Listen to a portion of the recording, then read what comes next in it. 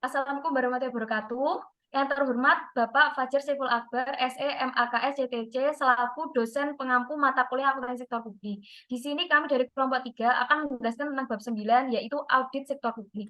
Sebelumnya, perkenalkan, nama saya Ate Marieta Nadir dengan NPM akhir 338. Saya Faizatul Homaria dengan akhiran NPM 217. Ya, Budi Vanisari dengan akhiran NPM 327. Saya Indah Puspita Romawati dengan NPM akhiran 335. Saya Amelia Nurul Pulitasari dengan akhiran NPM 37. Saya Nadia Amara dengan akhiran NPM 339.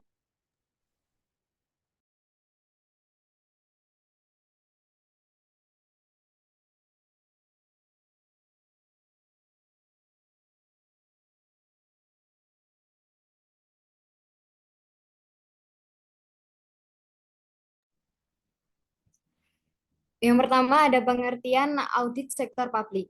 Audit atau pemeriksaan adalah proses identifikasi masalah, analisis, dan evakuasi yang dilakukan secara independen, objektif, dan profesional berdasarkan standar pemeriksaan untuk menilai kebenaran, kecermatan, kredibilitas, dan keandalan informasi mengenai pengelolaan dan tanggung jawab keuangan negara. Next. Selanjutnya ada karakteristik audit sektor publik.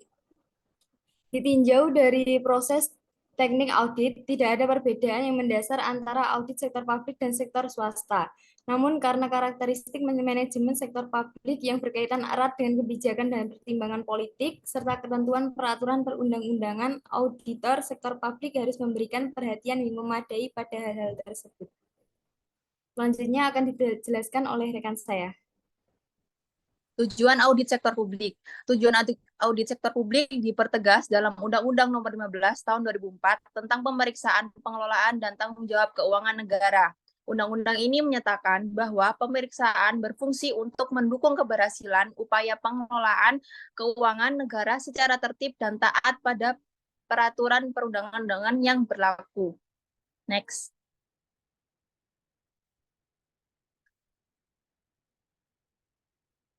Di sini saya akan menjelaskan jenis audit sektor publik. Yang pertama ada audit keuangan, yaitu adalah audit atas laporan keuangan yang bertujuan untuk memberikan keyakinan yang memadai atau bisa disebut reasonable assurance. Yang kedua ada audit dengan tujuan tertentu, adalah audit khusus di luar audit keuangan dan audit kinerja yang bertujuan untuk memberikan simpulan atas hal yang diaudit. Dan yang terakhir ada audit kinerja, yaitu adalah audit yang dilakukan secara objektif dan sistematis terhadap berbagai macam bukti untuk menilai kinerja entitas yang diaudit dalam hal ekonomi. Selanjutnya akan dilanjutkan oleh rekan saya.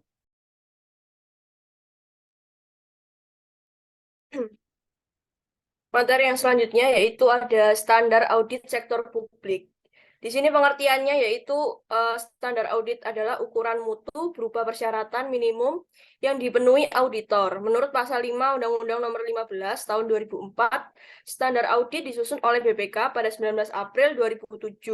BPK mengeluarkan revisi SAP berupa SKPN atau kepanjangannya dari Standar Pemeriksaan Keuangan Negara. SKPN berlaku pada semua audit yang dilaksanakan pada entitas, program, kegiatan, atau fungsi yang berkaitan dengan pengelolaan serta tanggung jawab keuangan negara. Di sini SKPN juga dapat digunakan APIP atau Aparat Pengawasan Internal Pemerintah untuk menyusun standar pengawasan serta fungsinya. Next. Selanjutnya di sini ada auditor eksternal pemerintah, yang mana di sini pemerintah melaksanakan tugasnya yang dibantu oleh BPK sesuai dengan pasal 23E ayat 1 Undang-Undang 1945 yang berbunyi untuk memeriksa pengelolaan dan tanggung jawab tentang keuangan negara diadakannya suatu badan pemeriksa keuangan yang bebas dan mandiri. Hasil keuangan pemerintah negara diserahkan kepada DPR, DPD, dan DPRD sesuai dengan tugas dan kewenangannya. Peraturan baru yang mengatur BPK adalah Undang-Undang Nomor 15 Tahun 2004 tentang pemeriksaan, pengelolaan, dan tanggung jawab keuangan negara.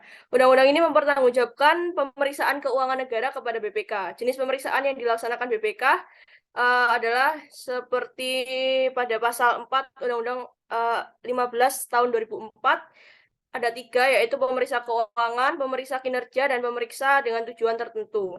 BPK berbentuk dewan dengan dibantu oleh pejabat sebagai pembantu utama dewan yang terdiri atas sekretariat badan yang bertugas menyelenggarakan pelayanan kepada seluruh jajaran BPK, menyelenggarakan pembinaan administrasi, dan mengkoordinasi secara administrasi kepada pemerintah seluruh unsur pelaksanaan BPK. Yang kedua yaitu ada inspektur utama atau IR utama yang terbagi menjadi 2 yaitu IR utama Renalev dan IR utama Waninsus. Dan yang ketiga ada auditama keuangan negara. Fungsi BPK yaitu ada 3, ada fungsi operasional, fungsi yudikatif, dan fungsi rekomendasi. Next.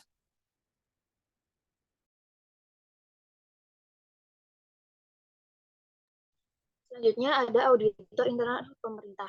Auditor internal pemerintah memiliki peran untuk mengelola pemerintahan yang baik. Ada pula permasalahan yang dihadapi oleh auditor internal pemerintah di Indonesia, diantaranya yaitu yang pertama, penggunaan audit berbasis TI di Indonesia belum berjalan optimal karena adanya keterbatasan sumber daya. Yang kedua, yaitu kurangnya dukungan pemerintah seperti fasilitas dan program pelatihan audit TI. Yang ketiga, rendahnya kemampuan dan pengetahuan aplikasi audit yang berbasis teknologi. Dan yang terakhir adalah kendala dalam memiliki sertifikasi auditor. Selanjutnya akan dijelaskan oleh rekan saya.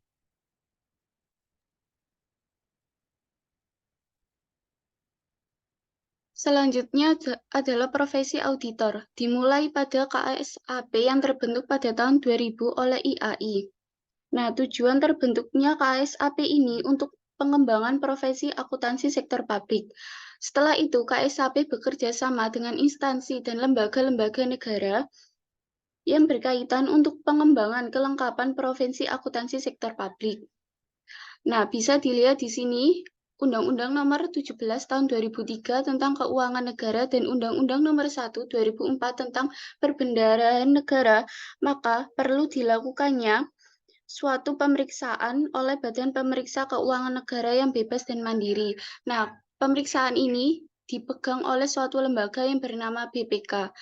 BPK melakukan tugasnya berpedoman pada Undang-Undang Nomor 15 Tahun 2004 tentang pemeriksaan pengelolaan dan tanggung jawab negara.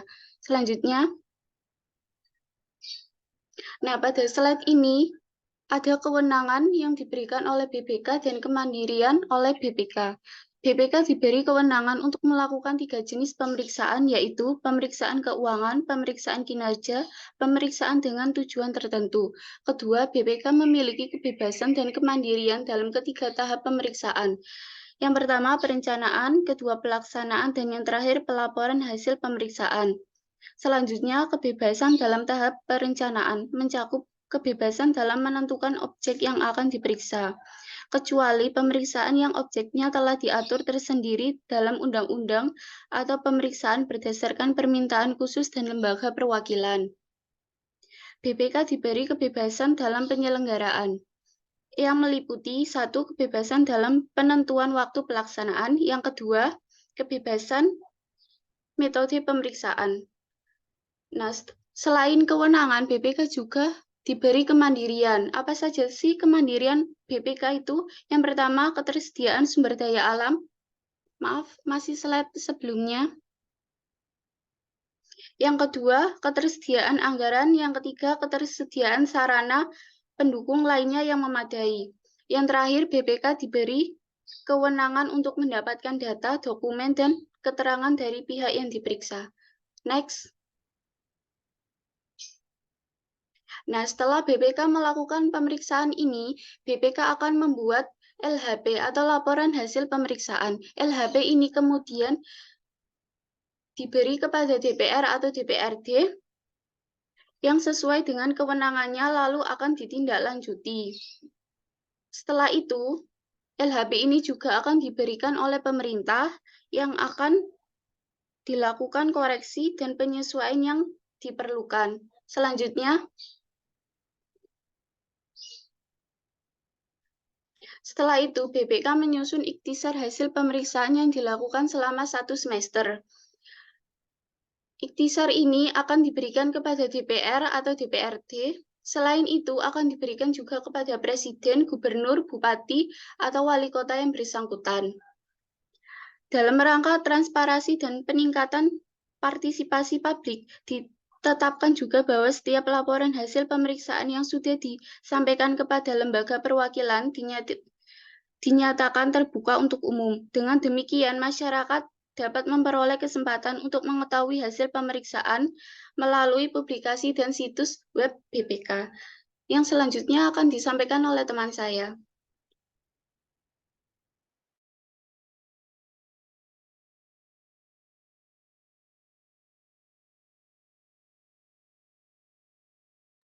Lalu selanjutnya adalah laporan audit. Laporan audit dapat didefinisikan sebagai sarana untuk mengkomunikasikan pekerjaan audit dan temuan audit secara komprehensif yang diberikan oleh tim audit kepada organisasi audit. Fungsi laporan audit ada empat, yaitu yang pertama adalah mengkomunikasikan hasil audit kepada para pejabat pemerintah yang berwenang berdasarkan peraturan perundang-undangan yang berlaku. Lalu yang kedua, membuat hasil audit terhindar dari kesalahpahaman. Yang ketiga, membuat hasil audit sebagai bahan untuk tindakan perbaikan oleh instansi terkait. Yang keempat adalah memudahkan tindak lanjut untuk menentukan tindakan.